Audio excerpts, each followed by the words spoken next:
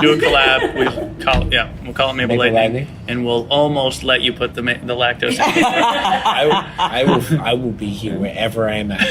Calm down. I will bring the lactose. We'll make you think you're gonna be putting it in. You're about to put it in. Leather. You're about to put it in. Spent 3 hours trying to get through customs. 3 dudes. Yeah. Oh, I didn't think about that. That's Canadian lactose. Are you a brewhead? I'm a brewhead. Are you a brewhead? I'm a brewhead. Y'all are brewheads? Yeah, we brewheads. So pour a glass of craft beer, we can do this. Yeah. What's good, y'all? This is C-Certified Brewhead, and welcome to episode 105 of Beer Not Just the Podcast. And today we are in St. Albans, Vermont, underrated area at 14th Style Brewing here. We have Dan, Brewmaster, and Andrea, CEO, guys. Thank you so much for having us. Hey, thanks for coming. Thank you. Yeah. Pleasure to be here. Lovely facility. Thank you. It's very cool. Yeah, I'm looking forward to it. We have a lot to talk about today. What we should start with, though, is talk about what you have in our hands right here. So I have a pint of our raspberry Vermonter Weisse. It is a Berliner Weisse style sour. Jeez, I can't speak. It's okay. It's And we call it Vermonter Weisse because it is made with Vermont ingredients, grain and hops here in Vermont, as well as raspberries. And Dan can talk more to the souring aspect of it. We use Green Mountain yogurt to sour it as well. So we're doing an interesting souring technique. But it seemed to work out very well for us. So it's a delicious beer. It's kind of been my summer go-to. Particularly with this weather. Really happy with it. Yeah, that's amazing. Super drinkable, only 3.8% and about 3.4 pH. And then the raspberry adds just enough sweetness, a little tartness to really pull it all together. That's amazing. Does the yogurt make it a little thicker or anything like that? Nope. To the body, you know? No, not really. It's all pretty much because then after we kettle sour it, so we sour with the yogurt and then we boil it, and that all that matter pretty much drops out. Yeah. Such a cool. Never heard of that before. Fascinating. And what do we have, sir? So this is our Oktoberfest. Yes. So Marzen style beer. We brew it with all German ingredients and German malt and German hops. And this is probably my favorite beer that we brew. It's definitely my favorite. Waiting for this all year? Oh yeah. And just barely released it, so really excited to drink it for the next however long it's here for. How long does it usually last? Not long. Not long? This is I bet, right? one of the ones that we go through very quickly. It's definitely gone before Thanksgiving. The first year we did it, we had it through Thanksgiving, and that's the thing of the past. Yeah. But I think we also released it late in September the first year as well. Yeah, we were releasing it earlier to kind of get in with the market trends and try to get to the shelf before. Not before, but at the same time. It dropped this month. It's early September right now. It literally will drop in package stores tomorrow. Yeah. Nice. It's shipped today or yesterday to distributors. Fantastic. Okay, so it's not like we were just talking before about the beers, the fall beers that come out in summer. We're like, you guys do not participate in that sort of nonsense. Try not to. Like a pumpkin beer, we can't do until the pumpkins are ready. Not that we. We don't use extract. We use it's everything we use is all natural ingredients. As in true Vermont form. Yep. Which is amazing. I love it. God, I love this place. It makes me so happy. The flavors are better though too. You can't get that same flavor. We've messed around with trying. Our pumpkin beer is one of my favorites. Yeah. When did that come? That will be right around Thanksgiving. We do that. It's a maple pumpkin ale. So we do a lot of maple beers. We're Maple City, USA here in St. Albans. So we have our maple breakfast stout as one of our regulars, but we also do a lot of other maple beers. So that's one of them, maple pumpkin, and we kind of brew it like a pumpkin pie. So a lot of different. That's exactly how the brew house smells the day that we brew that. When you walk through that door, it smells like someone's baking pumpkin pie. Yeah, so the spices are a big part of the flavor, and then we use the pumpkin and the mash to give just a little bit of that sort of squash kind of character to it, and then the maple on top of it. It's like pumpkin pie in a glass. Just nails it. That sounds amazing. Yeah. I just realized our light change. Oh, is it like a... It is automatic. It is on a timer, so if we don't move... I forgot about that, yeah. Hey, it's not a problem. You'll have to occasionally go in.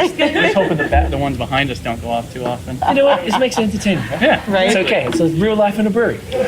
So let's start off with beer stories. So how did you guys get into beer?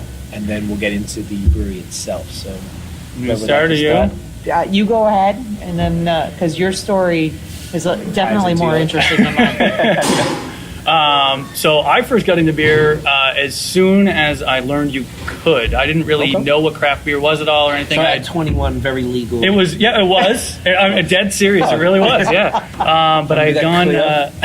a friend of mine who I had gone to college with called me up and was like, "Hey, we've been homebrewing. Wanted to come try some beers." I was like, "Homebrewing? That might be as good as my Labatt Blue. We'll see." Did you get that here? Oh yeah. Oh, yeah. So sorry. That's what I drank. So Labatt Blue is what that was what I drank before. That was his go-to. But I had a few things from Vermont at that time. It'd been like the Long Trail Ale, Blackberry Wheat, those types of things. But didn't really know them as craft beer. Right. Otter Creek stuff. But yeah. So I went and. I went for a weekend to homebrew with the guys, and they had like 12 beers they'd done. So they were breaking stuff out of the cellar and having me try it. One of them was it was a clone of Aprihop from Dogfish Head. So it was an apricot hoppy, apricot IPA basically. Right. And I was like, whoa, what are these flavors? Like, what is this?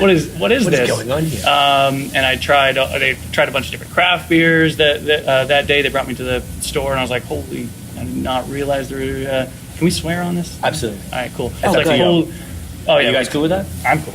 Are you Am cool I? with that? All right. Holy. I'm actually the worst one here when it comes to swearing. Okay, well, this is open thing. I always wait for the guests to Perfect. cuss, and I'm like, all right. Fan-freaking-tastic. We won't force it, then we'll let it happen. All right, yeah, exactly. So very, now I'm not going to swear the whole time. I know, right? I'm put clean this time. But amazed by the variety and everything, the flavors. And Sublimely Self-Righteous Ale was the first real craft beer, which that's from Stone. From Stone, and it's a double black IPA. I think it's 10%, super thick, but it was just. I was like, I did not know beer could be this. So the very next weekend, I went to Vermont Homebrew Supply, bought my first homebrew kit, and I brewed every week for a year. Got my first professional job after a year of homebrewing. When was That's 2011. 2011, okay.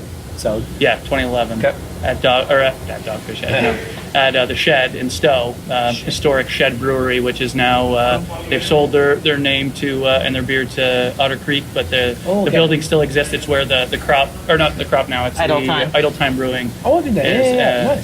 Yeah. It's a nice place. Yep. Yeah, it's right across from the new Alchemist facility there, right down the hill from the Trapp Family Lodge there. So, Yes. Yeah.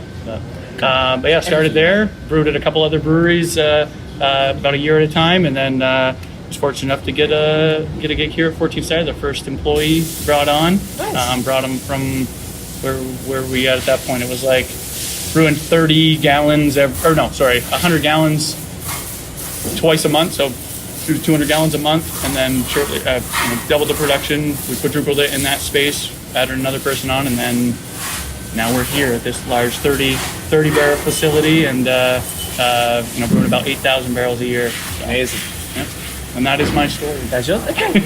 And he will die here. Yes, that is forever. Mine, you could say it's a family thing. My brother actually was one of the founders of 14th Star. He and his now business partner, at the time best friend, were and still are in the Army. They were deployed to Afghanistan and were thinking about things that they wanted to do when they retired from the military. Okay. Stephen had been homebrewing for a few years before they deployed. And so they discussed starting a brewery when they came home.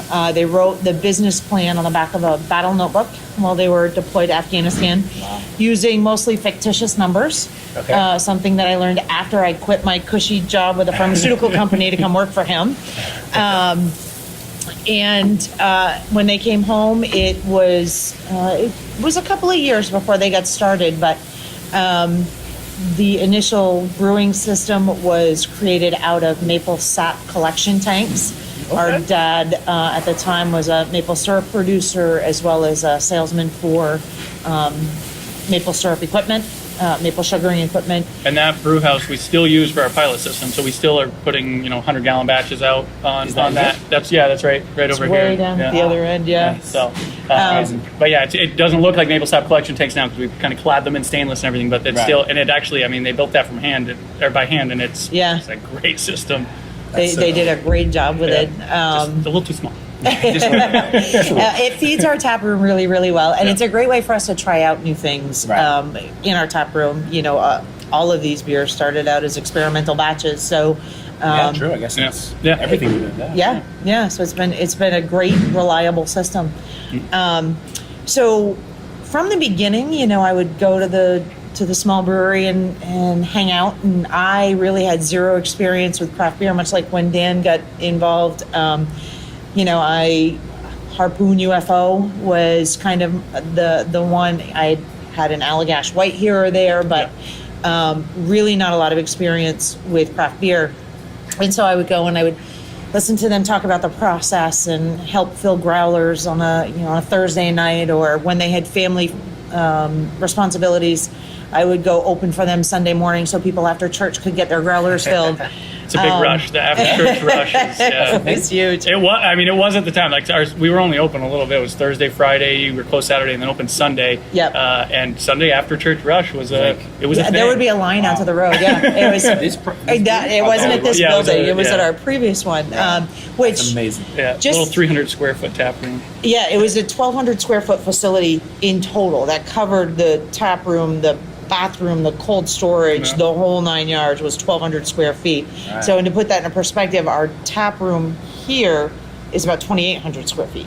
Right. So, a bit of an upgrade. Yeah, a little bit of an upgrade. Yeah, and the bathroom was upgraded too. But I always found it fascinating. The cold storage was actually built. The cold air was home air conditioners, like built into the walls of the cold storage room. That was how they kept the beer cold.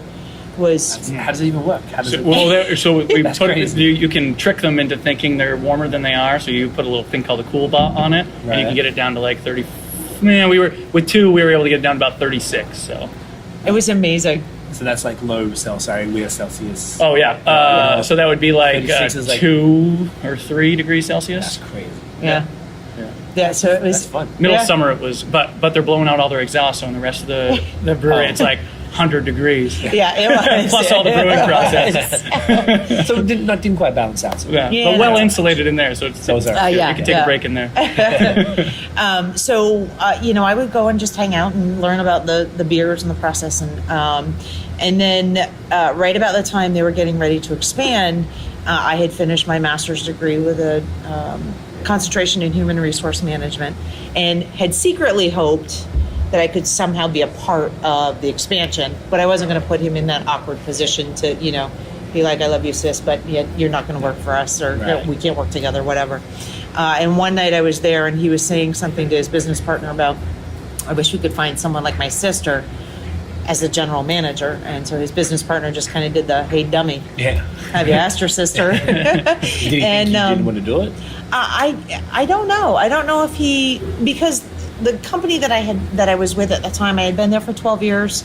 I had a well-established retirement plan and a bunch of vacation, but I also was at a point in my career there where I just felt like I wasn't going anywhere. I had hit a certain level of comfortability, but I wasn't going anywhere else. You're not learning anything. You're not challenged anymore. Yeah. It was a perpetual challenge every single day to get motivated to go to work. Because wrong time. And so when he asked if I would consider coming to work here, I had no idea what I'd be paid, if I was going to have vacation, health insurance, anything. But I knew that I needed to make a change. So when I came on board, it will actually be 4 years on the 15th of this month. Nice. We weren't yet brewing here, so it was kind of back and forth in between. Our tap room was still under construction. It's been quite a learning experience from all aspects of it. To building the tap room, not having any knowledge of what it takes to build a bar or a tap system or anything like that. And then with the expansion that we've done and adding, other tanks and the canning line, but along the way, I've learned, one, that I really, really like craft beer. It's pretty good.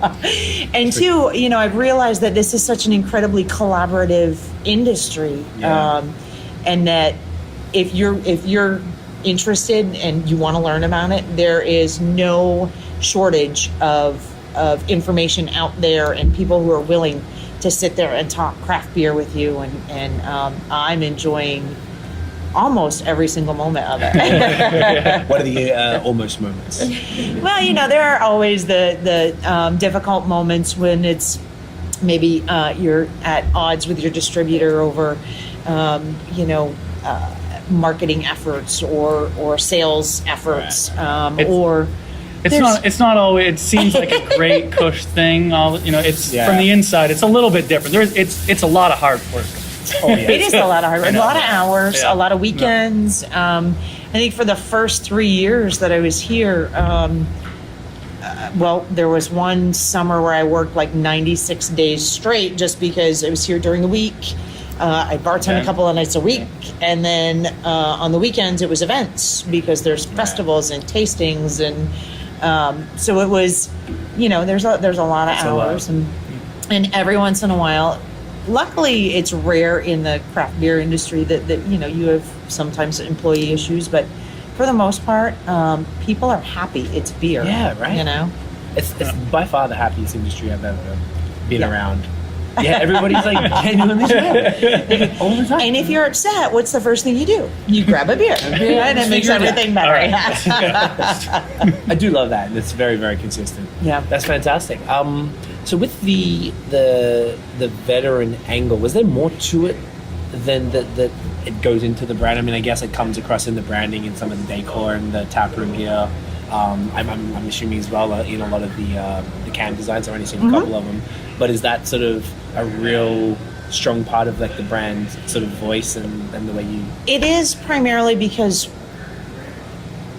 the founders are leaders in the Army, and they're leaders in part of this organization, and we've become leaders in the community and in the quality of the craft beer that we're producing.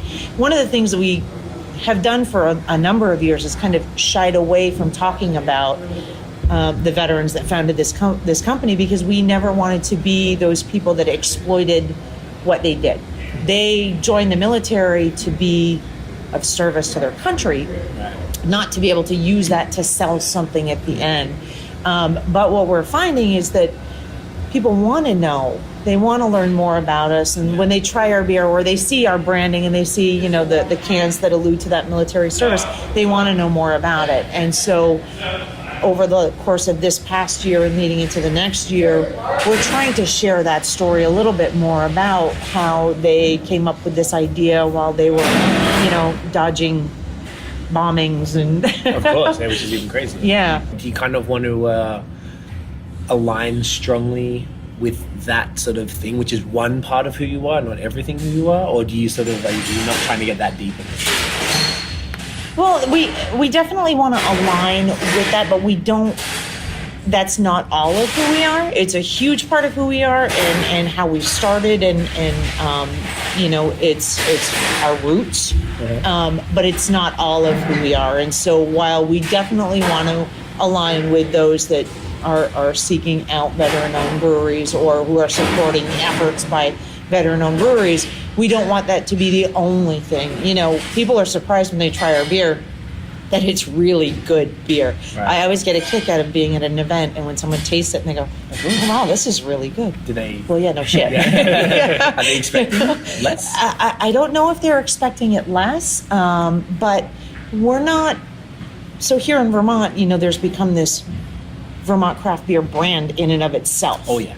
And there are a few that when people think Vermont craft beer and like really good Vermont craft beer, there are a few names that automatically come to mind. Yes. And we're not always one of those first, which is okay. We know we make great beer, but it would be nice for other, to be able to have people go, "Oh yeah, God, 14 Star, yeah, they make great beer." Right. We know that we do, and we know when people drink it, they know that we do. It's just, it's part of that whole Vermont craft. There's a lot of competition around. There's a lot of, it's a very high bar in Vermont. It's a very high bar. I think likely right? Like, I mean, we could be a bit biased, but I feel like I agree. Yeah, there's not many other regions I think that have that level. When I travel, I'm always trying to seek out the best breweries, and ultimately I'll try a beer and it's like, it's rare to find something as good as what we get in Vermont. I mean, there are some great Quebec breweries, by the way. I mean, there's some awesome stuff coming out of you guys Quebec. know Jason from the Beverage Warehouse because So Jason's obsessed with Quebec beer. Yeah, Yeah, I mean, they're making great beer up there. I mean, I could name you 5 right now. Yeah, Duda CL is making amazing beer. Is Hopfenstärksen, Yep, they're not. Yeah, okay. Yeah. But yeah, they're making some amazing beers. Stuff. Yeah. La Foot.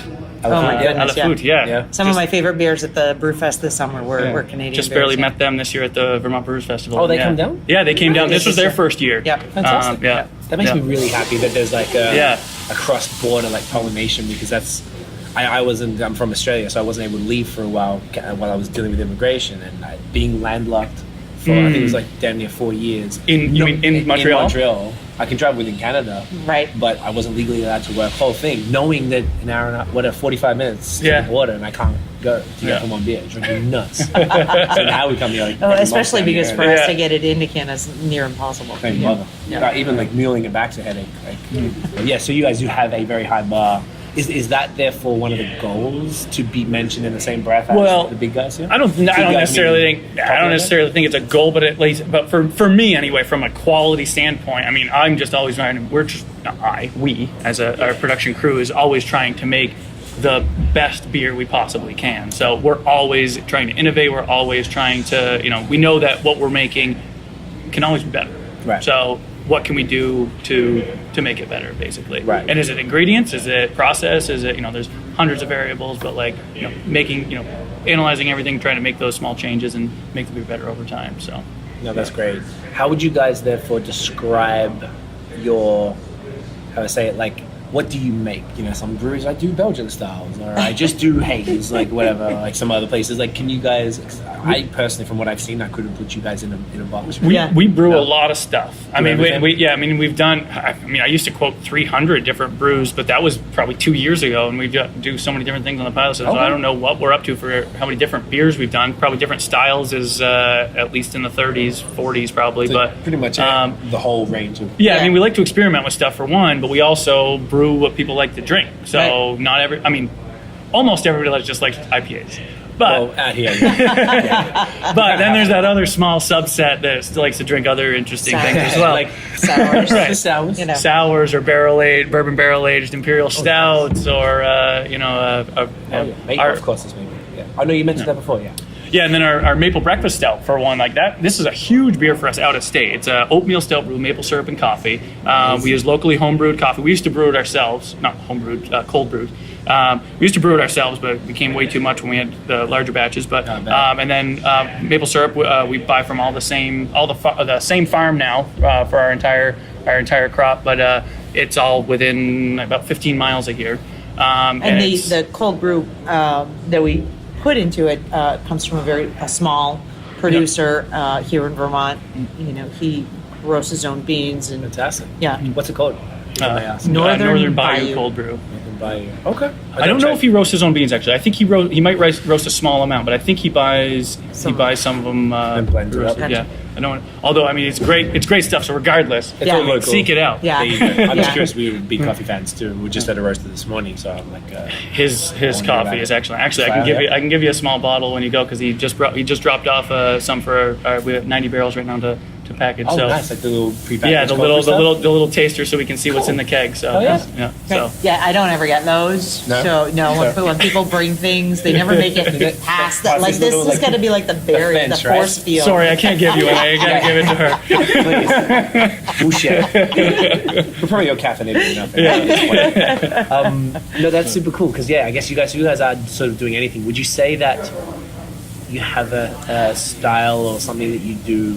Like, what are you best at? Would you say? Whether it's We try not to be bad at anything. Of so. course.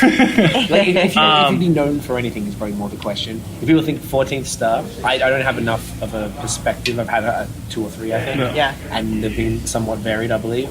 So I couldn't be like, oh no, they're the haze guys, or they're the sour guys, or they're the blah blah blah.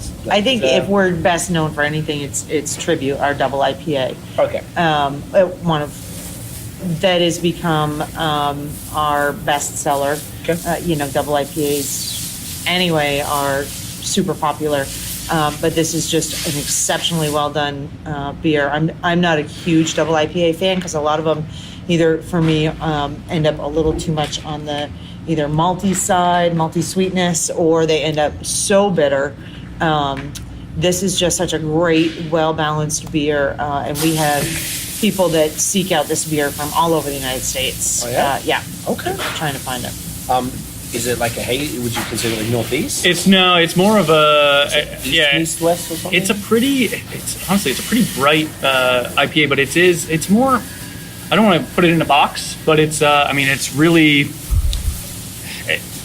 really well balanced with definitely hop forward, but really well balanced as far as the bitterness, the sweetness, the alcohol, the hop flavor, all just in a really great balance that just super drinkable, yet great flavor. So, and you don't get, for 8.1% alcohol, I'm amazed that you, that alcohol taste is not a dominant not boozy flavor in or it. yeah. Yeah. Oh, that's awesome. I'm keen to try that after that. That was a lightning round.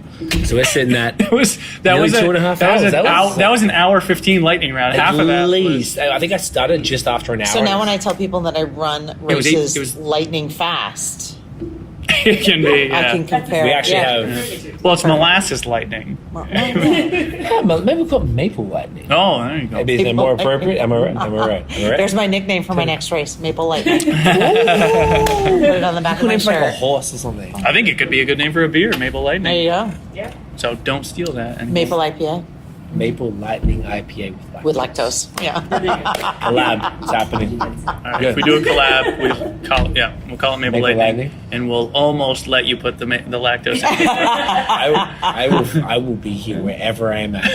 Calm down. I will bring the lactose. We'll make you think you're gonna brings a be little putting pouch it of in. lactose. You're about to put it in. Leather. You're about to put it But he in. spent and then 3 you're gonna hours tap trying to it. get It'd be through like customs. 3 dudes. Yeah. Oh, I didn't think about Because that. that's Canadian lactose. They're going to put it in the little The pouch. juice, They're yeah. going to bring it to this. All right, coming to the office. I'm used to that. Those offices with the fluorescent lights and the rubber gloves. Yeah. Australian Pass what happens. So, guys, thank you so much. This Thank is you. so Oh, much it's fun. my You guys pleasure. are the best. Where can we Yeah. find you online? Where can they, y'alls? 14starbrewing.com. Okay. 14th. Yes. Star Brewing, not the spelling. And our Facebook page, we update that with events and new brews and any news that's happening, live taproom music. At 14th Star Brewing. Yeah. 14th everything? Star. On Yeah, I Twitter, think Instagram. Instagram. yeah, Yep. And you have this is going to come out October 3rd, I believe, and the weekend just after that, so it'll be the The Wednesday. 6th. The 6th Yeah. is the Oktoberfest. Yep. Is it the Which is why 6th? we're drinking I out believe of so. our. Oktoberfest glasses. So these are for- actually Pilsner glasses, but yes, we do. You know put our what? They Oktoberfest substitute for Oktoberfest glasses, and we're all satisfied Yeah. with that. Well, plus they're pretty. They are. They're really nice. I kind of want some of these. They're really good. All right, done. Guys, thank you so much. It was a pleasure. Really appreciate your time. Thank you. Guys, thank you so much for listening. If you enjoyed the episode, mate, boom, smash the thumbs up. Hit subscribe below and hit the notification bell. How would that sound? Ding. Dig. Try to make people say it all the time. Doesn't always work. Follow us on social media at BAOS Podcast and check out the long form audio so you can hear extraordinarily attractive people like my Vermont brethren right here. Without and actually witty. having to And see them. witty. Well, Usually it's obnoxious, but I like witty. I'll take witty all day long. like witty? I love witty. And not, the people listening, well, you're going to have to go watch the video, but the people watching the video do get to see the attractiveness. Right. No, I thought you said long. The long form audio. So I right. encourage people who may have watched this. This always makes the cut of the highlight video, which is like the 20-30 minute joint, so they can see the attractiveness. But there's some people who specifically only listen to the podcast, Right. so they get to don't listen get to it without having to see to the see attractiveness. us. Oh. Oh, but that's my voice. I'm from a totally different standpoint. I'm like, you don't need to see me. I would highly disagree. You don't need to see this. I mean, I'm so happy for those Just of you who are because just listening. he's afraid of those that may try to track him down. yeah, because they know where he's at. Right. This is pretty. We're Here on in Main Street in St. Albans, there are only just saying. one brewery. There's only one brewery in Main Street, St. Albans, has come through. St. Albans, funnily enough, is a kind of hood suburb of Melbourne. So really? Yeah, it's kind of like, it's from St. Albans, bro. All right. I always just find it so funny that it's a lovely place in Vermont. Do you pronounce it Snalbans? Exactly the same, because there are a lot of things we don't pronounce the same. And that is one that we do. That's awesome. We actually have a suburb called Vermont, Yeah. Oh, really? which isn't too far. It's actually, I don't know if you know the TV show That's Neighbours. going to be a Jeopardy question. I do know a few TV shows with Chris From Lilly from Chris Lilly's a Australia, G. but I do not know. He's I in don't Sydney know. most of the time, so Yeah, we yeah. don't talk about Sydney, all right? We don't worry about All that. right, yeah, We don't worry about that. I don't It's a whole even know other what city. It's kind of like Rutland, I think. Am I right? Am I right? Anyway, there's a suburb called Vermont, and it's fine. It's fun. That's where they film Neighbours, which is really popular in England. I feel like And I may have heard it's just of funny it that, before. and I tell my Aussies, I'm going to Vermont, and they're like, "Oh, Vermont, how's that?" I'm like, "No, bro, over here it's Vermont. You got to say it right, or you're going to look like a foreigner, and you know how that goes, right?" And it's French too. It is. Green Mountain, Is that what it means? Oh my god, it does too. right? Fairmont. Wow. Yeah, Green Wow. Mountains. So we should just let's just okay, I'm going to talk to Trump, and it's not going to work. Is it? You're gonna talk to Trump? No. Just tweet Sounds it. like a bad idea. I'll tweet him. It sounds like a bad and idea. Trudeau and be like, guys, let's just make this work. Like, you don't need it. Like, I don't know who needs to join who. Whatever You makes can the do most the sense. wall around Vermont. I didn't want to go The wall, there. yeah. Hashtag build the wall. We always joke about that, but I know it's so politically incorrect, but it makes me laugh because it's the most ridiculous thing of all time. And Vermonters are the most intelligent people in the country. Aw. Thank you. Right? Okay. All right. Born and raised. We're pretty fond of it. Yeah. Not the wall. You're not fond of the wall, though. No. Vermont. Fond of Vermont. Yeah. All right, guys. Thank you for watching. We'll see you in the next episode. Get it in ya. Cheers. Cheers. Cheers.